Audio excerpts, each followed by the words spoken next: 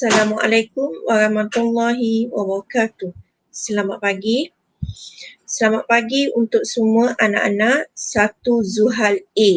Okey, tahniah kerana anda semua berjaya mengikuti kelas PDPR bersama dengan cikgu sains anda. Okey. Sebelum cikgu meneruskan PDPR Sains, ingin jugalah cikgu memperkenalkan nama cikgu, Cikgu Syahrul Nasidah binti Hashim. Okey. Mengajar sains tingkatan 1 untuk kelas anak-anak. Okey. Selain mengajar sains, cikgu juga mengajar mata pelajaran RBT tingkatan 1, 2 dan 3. Okey. Sebenarnya cikgu memanglah ingin berkenalan, mengenal kamu dengan lebih dekat. Tapi maklumlah, kita terpaksa PDPR di rumah kerana pandemik COVID-19. Okey, sama-sama kita doakan supaya COVID-19 ini berakhir dan semoga kita dapat bersekolah dan belajar secara bersemuka. Okey, tak apalah. Kali pertama kelas ni cikgu pun nak suruh pelajar cikgu kenal cikgu sains dia. Mana tahu kan, tiba-tiba datang sekolah, lama dah kita belajar macam gini, muka cikgu pun orang tak kenal kan. So, untuk kelas pertama ni, cikgu perkenal lah nama cikgu dan cikgu sains anda. Okey. Itu berkaitan dengan diri saya lah. Okey. Untuk mata pelajaran sains pula, nak belajar mesti ada buku. Betul? Okey. Yang pertama, awak mesti ada buku teks. Okey, buku teks sains. Okey, tapi cikgu dah dimaklumkan pada peringkat awal bahawa buku teks sains dan buku teks mata pelajaran lain juga tidak mencukupi. Oleh itu, cikgu telah berkongsi link buku teks digital untuk anak-anak boleh download, okey, supaya PDPR sains atau mata pelajaran lain tiada masalah. Kita boleh belajar walaupun tiada buku teks bersama dengan kita kerana kita masih ada buku teks digital. Okey. Itu satu. Okey.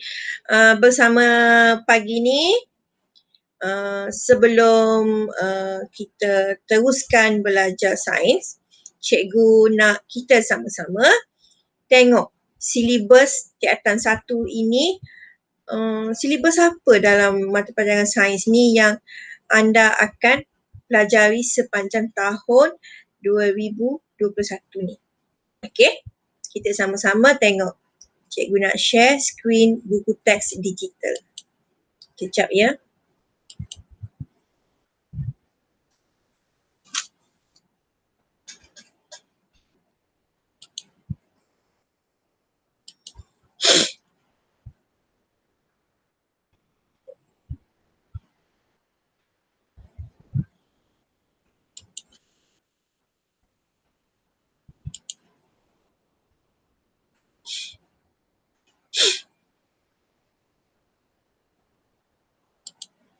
Okey, ni buku teks sains tingkatan 1. Okey. Dalam buku teks ini, okey, ada 5 tema awak akan pelajari pada tahun 2021, sains tingkatan 1. Tema 1, kaedah saintifik. Tema 2, penyelenggaraan dan kesinambungan hidup. Tema 3, penerokaan unsur dalam alam. Tema 4, tenaga dan kelestarian hidup. Tema 5, penerokaan bumi dan angkasa lepas. Okey, hari ini kita akan menyentuh tema 1, iaitu bab 1, cikgu nak menyentuh pengenalan kepada penyiasatan saintifik. Dan 1.1, sains adalah sebahagian daripada kehidupan harian. Okey, 1.2 makmal sains anda. So, PDPR pada kelas pertama cikgu akan menyentuh 1.1 dan 1.2. Okey. Untuk membuat nota, cikgu nak sebelum membuat nota anak-anak menyalin kandungan. Okey, muka surat kandungan tema 1 sehingga tema 5. Bukan apa? Supaya anak-anak faham dan tahu setakat mana anak-anak belajar. Okey, contoh bulan depan dah belajar kat mana dah. Okey, so anak-anak semakin bersedia kerana baca kandungan ni dah nampak dah tajuk apa yang anak anda akan pelajari seterusnya. Okey? Setelah dalam buku nota sains, buku nota panjang tu tulis semua, barulah anak-anak boleh mula tulis nota sains. Okey? Okey, ni Cikgu Belek, buku teks yang kita akan belajar pada hari ini. Okey. Laluan. Okey, cara-cara mengimbas animasi 3 dimensi. Okey, cikgu nak bagi tahu jugalah dalam buku teks ni banyak simbol tau. Sama juga buku teks sekolah rendah. Ada QR code. QR code ni apa guna sebenarnya? Dalam helaian buku teks sains ataupun mata pelajaran lain, kalau ada QR code, digalakkan pelajar scan supaya anak-anak dapat banyak lagi maklumat. Okey. Tema 1 hari ini kita belajar iaitu kaedah saintifik. Bab 1 yang kita nak belajar ni, pengenalan kepada penyiasatan saintifik, di mana sains adalah sebahagian daripada kehidupan harian. Dan yang kedua, makmal sains anda. Okey, hari ini kita menyentuh 2 subtopik ini. Okey. Dalam sains adalah sebahagian daripada kehidupan seharian. Anak-anak mesti dapat menghubungkan aktiviti seharian dengan sains, mengitlak maksud sains, merumuskan kepentingan bidang sains tersebut dalam kehidupan seharian, memerihalkan bidang sains, berkomunikasi kerjaya dalam bidang sains, menghubungkan subjek yang perlu dipelajari dengan kerjaya sains yang diminati, memerihalkan inovasi dan teknologi. Ini subtopik 1.1. Okey, sekejap lagi. Okey, secara ringkas. Okey. Okey, yang kedua adalah makmal sains anda, di mana apa yang perlu awak pelajari topik ini? Mengenal pasti dan menyatakan fungsi wadas. Okey, mengenal pasti simbol dan contoh bahan berbahaya dalam makmal. Okey, anak-anak sudah ada pengalaman masuk makmal sains semasa sekolah rendah, betul? Okey, melukis dan melabel wadas yang biasa digunakan di dalam makmal dan membuat pengelasan berdasarkan kegunaannya.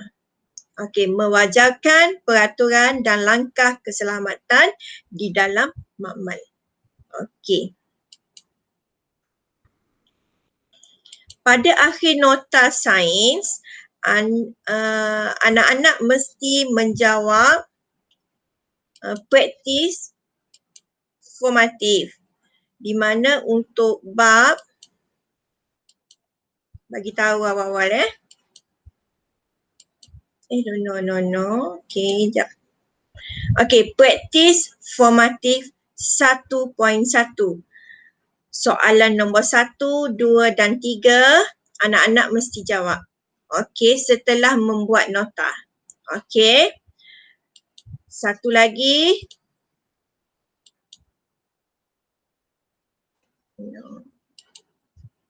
Satu lagi, praktis formatif 1.2. Anak-anak mesti menjawab soalan nombor 2 dan nombor 3. Kenapa nombor 1 tak perlu buat cikgu? Sebab nanti nota awak mesti lukis alat wadas, makmal, fungsi. Yang ni. Okey. Jadi dah awak lukis, takkan nak lukis lagi sekali kan? Jadinya awak hanya menjawab soalan 2 dan 3 untuk praktis formatif 1.2. Okey? Faham?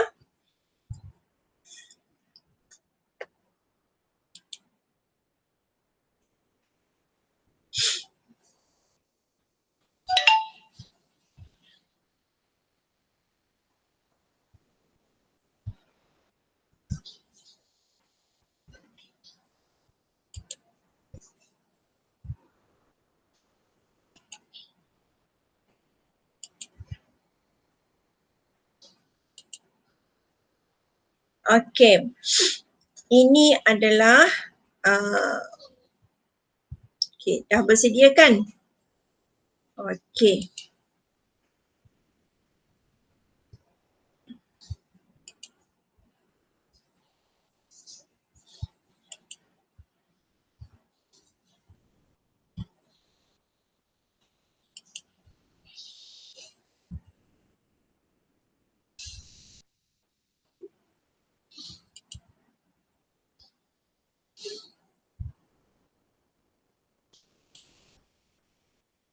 Okey.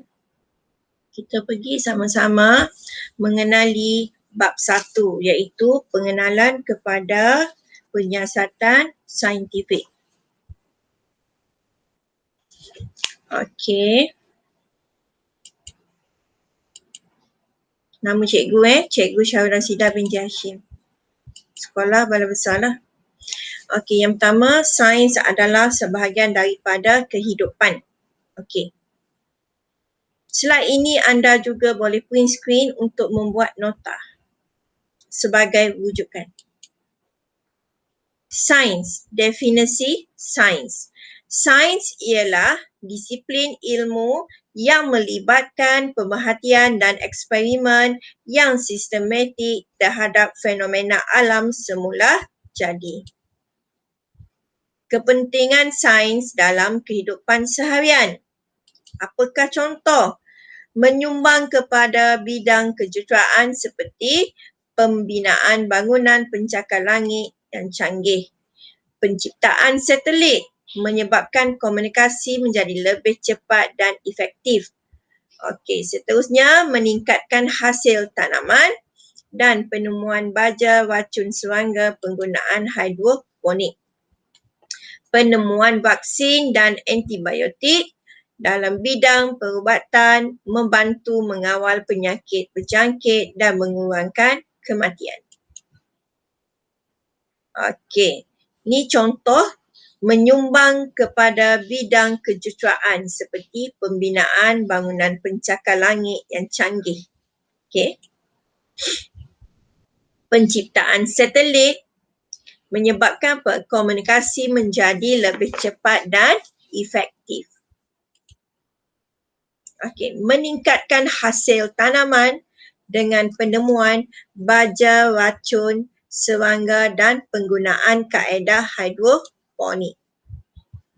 Okey, ini seterusnya penemuan vaksin dan antibiotik dalam bidang perubatan membantu mengawal penyakit berjangkit dan mengurangkan kadar kematian. Okey, bidang-bidang sains ini boleh juga rujuk buku teks. Awak boleh salin ini sebagai nota. Okey. Fizik, biologi, kimia, geologi, astronomi, meteorologi. Di mana dalam bidang fizik, fizik adalah apa dia maksud? Kajian tentang tenaga dan kesannya terhadap jiwa. Contoh, kejuruteraan tenaga elektrik. Okey, bidang sains iaitu biologi adalah kajian tentang benda hidup. Contoh zoologi, mikrobiologi, fisiologi, dan botani. Okey, dalam bidang sains kimia ialah kajian tentang jirim dan tindak balas yang berlaku. Contoh, farmakologi, forensik, toksikologi. Okey. Bidang sains seterusnya ialah geologi, di mana geologi adalah kajian tentang batuan, tanah dan mineral. Contoh, geokimia, geomorfologi dan geofizik. Okey, bidang sains seterusnya adalah astronomi. Astronomi adalah kajian tentang planet, bintang dan objek lain dalam alam semesta. Contoh, astrofizik. Okey, bidang seterusnya last, meteorologi, di mana bidang ini adalah berkait rapat dengan kajian tentang perubahan cuaca dan iklim. Contoh, hidrometeorologi. Okey? Susah sikit sebut kan? Okey, ni contoh gambar bidang fizik. Okey, ni bidang biologi berkait rapat dengan kehidupan. Ni bidang kimia, analisis. Bidang geologi berkait rapat dengan batuan. Bidang astronomi, angkasa lepas. Okey. Dan seterusnya bidang meteorologi, satellite lah. Okey. Kejayaan dalam sains. Anak-anak boleh ambil carta dalam buku teks ini. Okey, dalam buku teks ada juga ya, sebagai nota. Okey, kejayaan dalam sains. Okey, buat ni sebagai nota juga. Okey, kejayaan fizik. Contoh apa?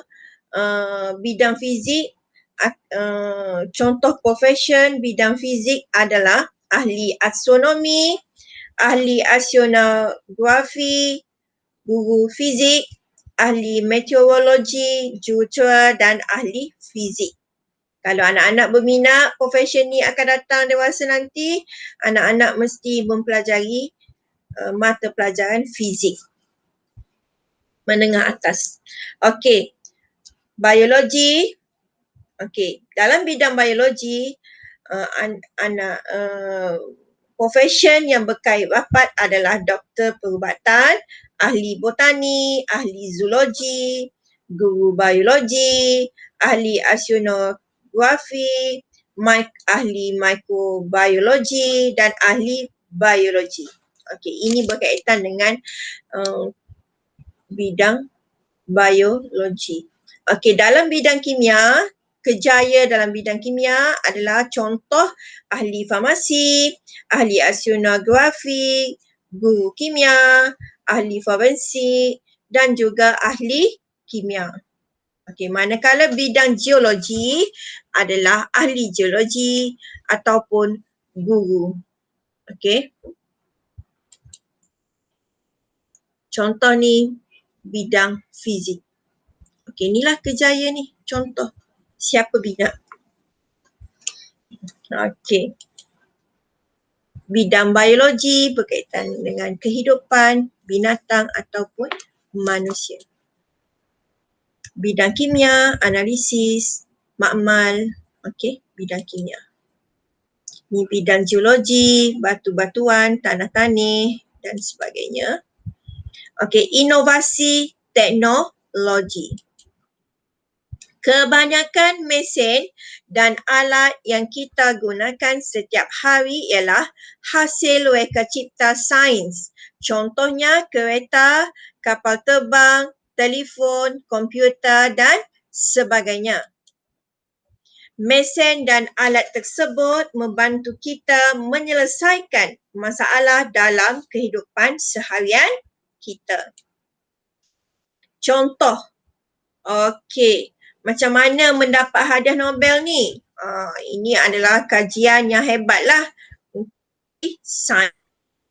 Payah nak dapat ni.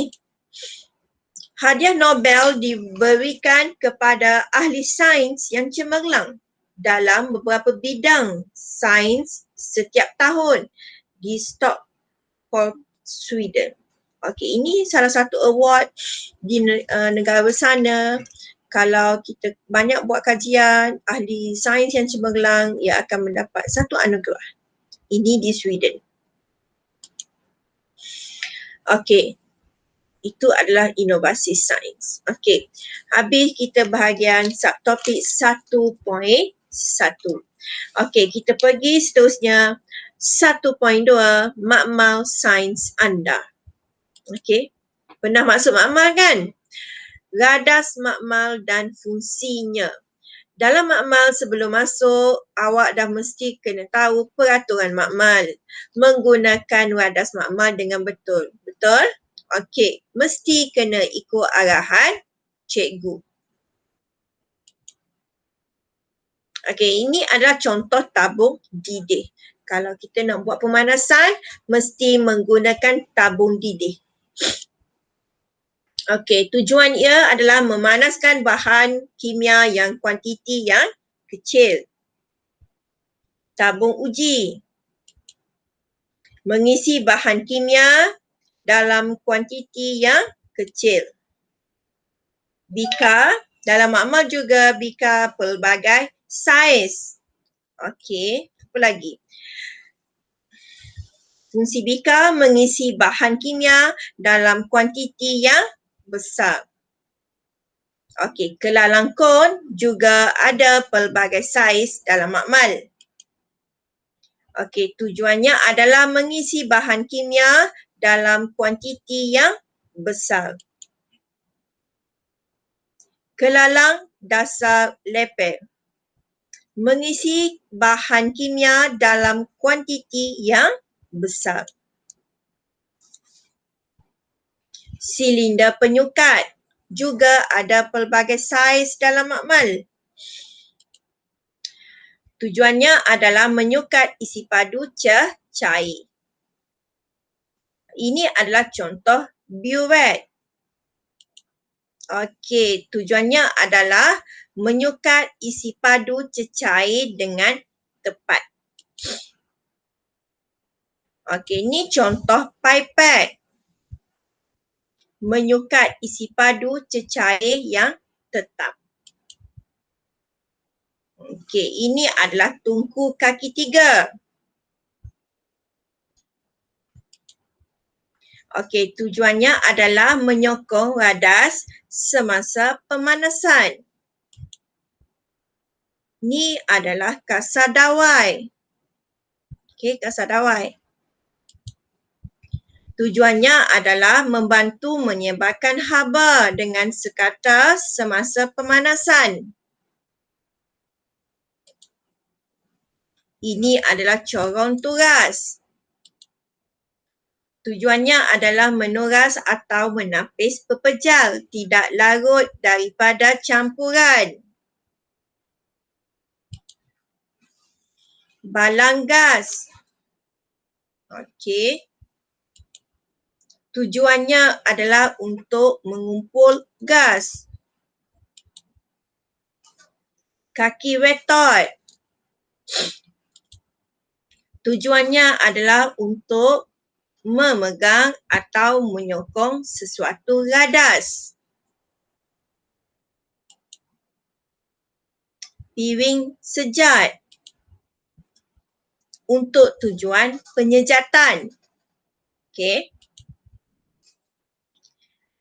Ini kita mesti mengenal simbol bahan berbahaya di dalam makmal. Dalam makmal, banyak botol bahan kimia ataupun bekas bahan kimia. Pada botol, pada bekas bahan kimia, mesti ada simbol-simbol yang mesti kita faham. Jangan guna bahan kimia tanpa kebenaran cikgu. Setiap bahan kimia yang ada dalam bekas atau botol mesti ada simbol dan simbol itu mesti anak-anak faham. Okey.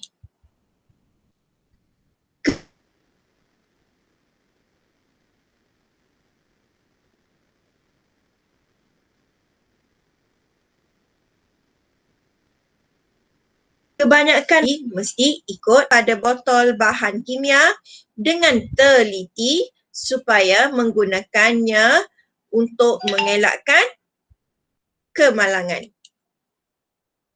Okey, contoh. Simbol bahan berbahaya di dalam makmal. Apa contoh?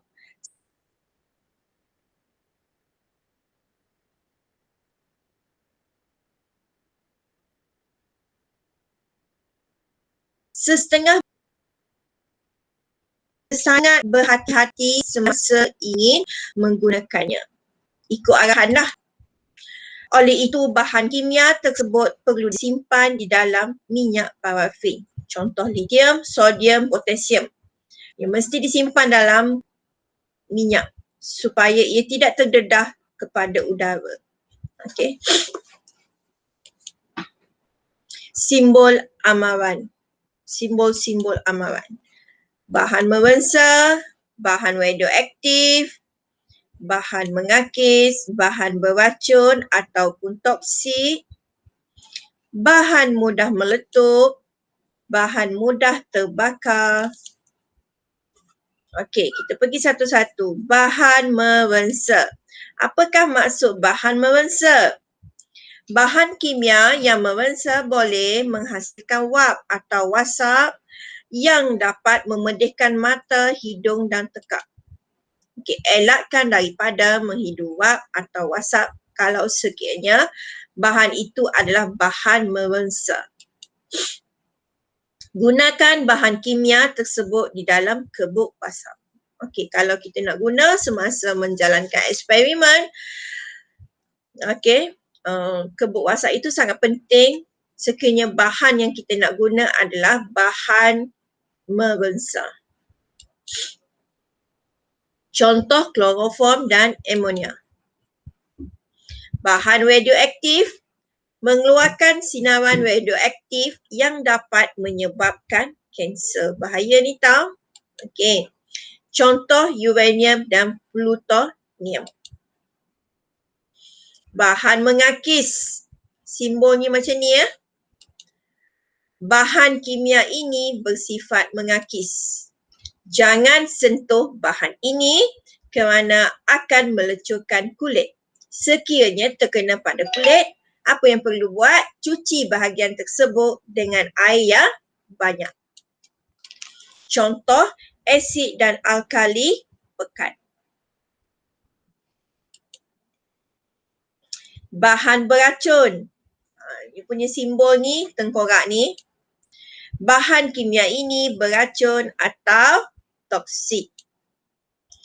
Jangan minum, makan, menghidu atau merasa bahan ini. Contoh, merkuri dan klorin. Bahan mudah meletup. Simbol dia ni. Mudah meletup. Bahan kimia ini mudah meletup. Jadi, gunakan bahan ini mengikut arahan dengan cermat. Okey. Contoh gas hidrogen dan gas butana. Bahan mudah terbakar, simbol api ni. Okey, bahan yang mudah menguap dan terbakar. Jauhkan bahan ini daripada sumber api atau haba. Gunakan bahan ini mengikut arahan dengan cermat. Contoh alkohol dan petrol.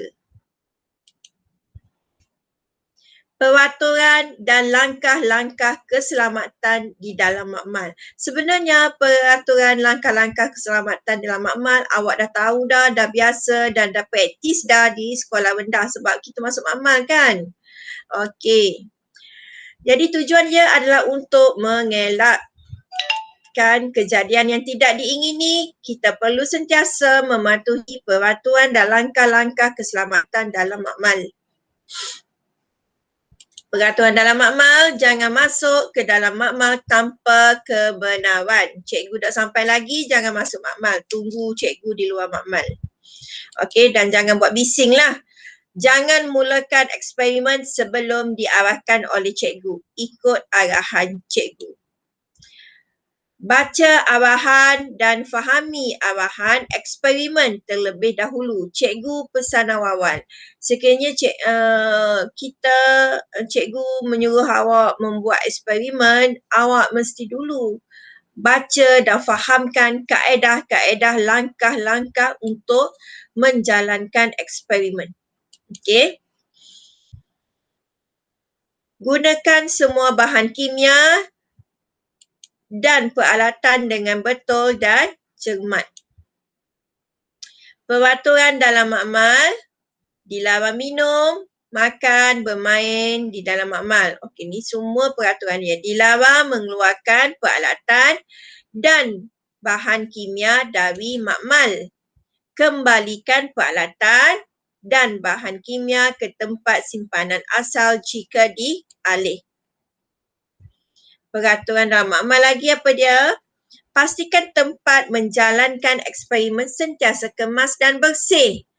Setelah membuat eksperimen ni, jangan tinggal macam tu je atas meja. Kena dalam keadaan asal.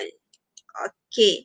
Cuci semua peralatan dan buang bahan buangan mengikut kaedah yang betul. Okey, cuci tangan dengan air dan sabun sebelum meninggalkan makmal.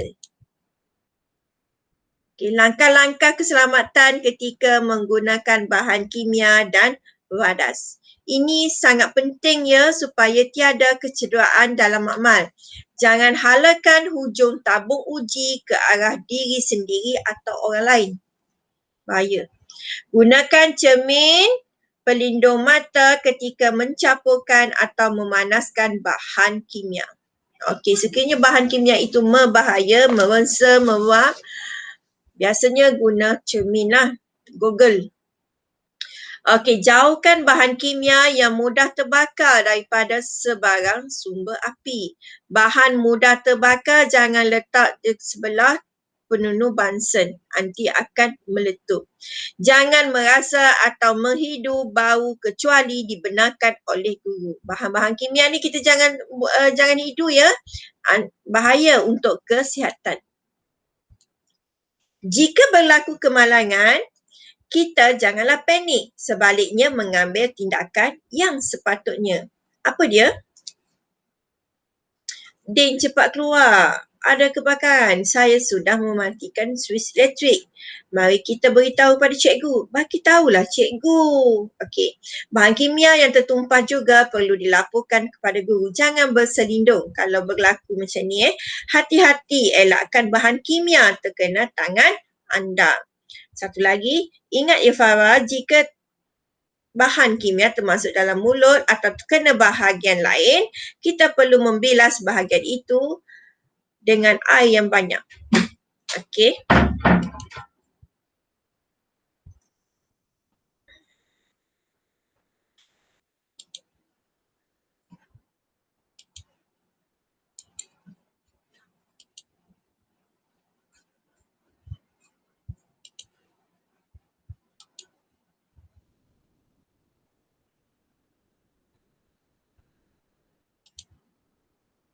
Okey, ini buku teks ni habis dah. Mak sayang dah. Okey, cikgu nak ulang. Bukan nak ulang lah, nak ingatkan. Anak-anak lepas ni mesti kena buat apa? Nota. Nota nak buat macam mana? Cikgu nak tunjuk contoh lah. Okey, mula-mula anak-anak ambil apakah definisi sains. Sains ialah disiplin ilmu yang melibatkan pemerhatian dan eksperimen yang sistematik terhadap fenomena alam semula jadi. Okey, di situ. Kepentingan sains. Okey, ambil lah. Tulis yang ni. 1, 2, 3, 4. Okey, kepentingan sains. Bidang sains, anak-anak tulis yang ni. Okey, ambil ni buat carta. Okey, buat carta ni. Okey, dalam buku nota. Okey, beres. Okey, gambar. bergantung. Nak lukis ke, nak tampal ke, boleh. Okey, kejaya dalam sains, anak-anak pilih yang ni. Dia punya carta ni, kejaya dalam sains. Okey, senang je nota.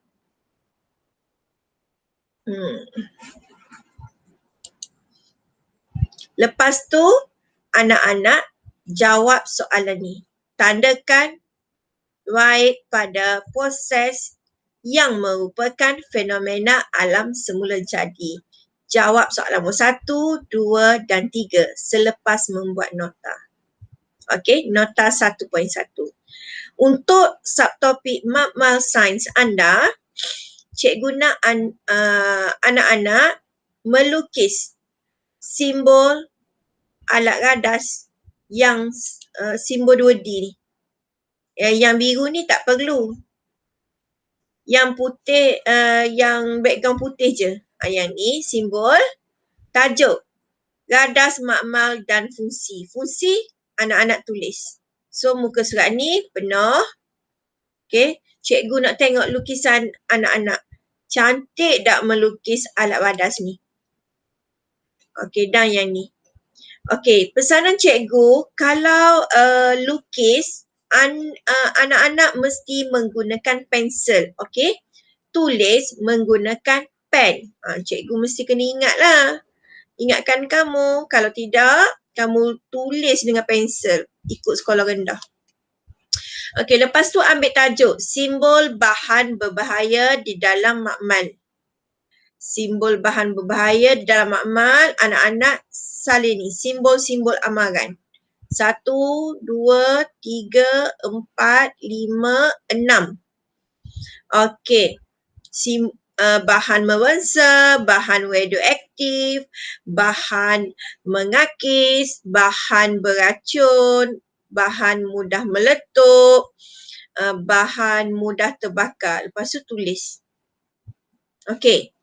Beres? Ni sebagai nota. Okay. Peraturan dan langkah-langkah keselamatan dalam makmal. Okey. Cikgu nak awak tulis yang dalam kotak ni je. Okey.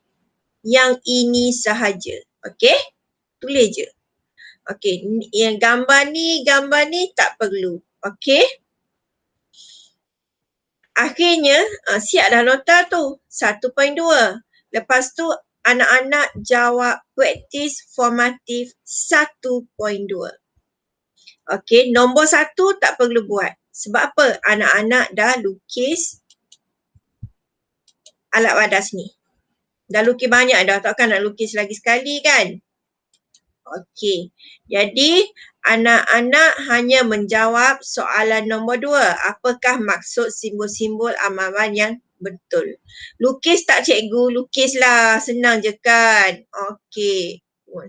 Nyatakan 2 contoh bahan kimia yang mempunyai simbol amaran di 1A. Maksudnya contoh bahan kimia. Okey, boleh rujuk. Dalam buku teks ada. Okey. Dalam PowerPoint slide cikgu pun ada. Boleh rujuk balik. Ulang tayang balik. Apa yang cikgu cakap sebelum ni. Okey, lepas tu jawab soalan nombor 3. Suhaimi terlibat kebakaran kecil berlaku di atas meja makmal. Apakah tindakan yang perlu diambil? Kalau berlaku kemalangan dalam makmal, apakah tindakan yang perlu diambil? Boleh rujuk 2 gambar ke atas. Itu saja untuk hari ini. Okey, untuk minggu depan baru kita masuk topik 1.3. Okey, minggu depan kita jumpa pada hari yang sama, pada waktu yang sama, iaitu hari apa? Hari Selasa pukul 11 pagi sehingga 12.20. Betul? Okey. Sebelum kita jumpa minggu depan, anak-anak dah boleh baca dan fahamkan apa maksud kuantiti fizik dan unit. Okey. Okey.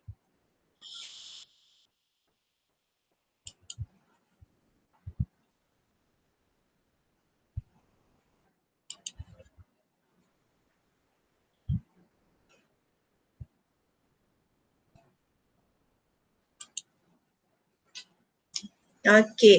Cikgu rasa sampai sini dulu kita bersama-sama dalam mata pelajaran sains. Okey, kita jumpa minggu depan. Ingat apa yang perlu awak buat lepas ni? Buat nota. Okey. Dan cikgu tunjuk dah nota yang mana, salin yang mana kan? Harap anak-anak faham. Yang kedua, buat soalan praktis formatif 1.1 dan 1.2. Siap? Anak-anak PM kepada cikgu dan cikgu akan remarks, cikgu akan catat siapa yang buat. Okey? Terima kasih sekali lagi lah. Okey, anak-anak berjaya habiskan dengan video pengajaran cikgu. Okey, kalau tak faham, boleh PM dan tanya cikgu.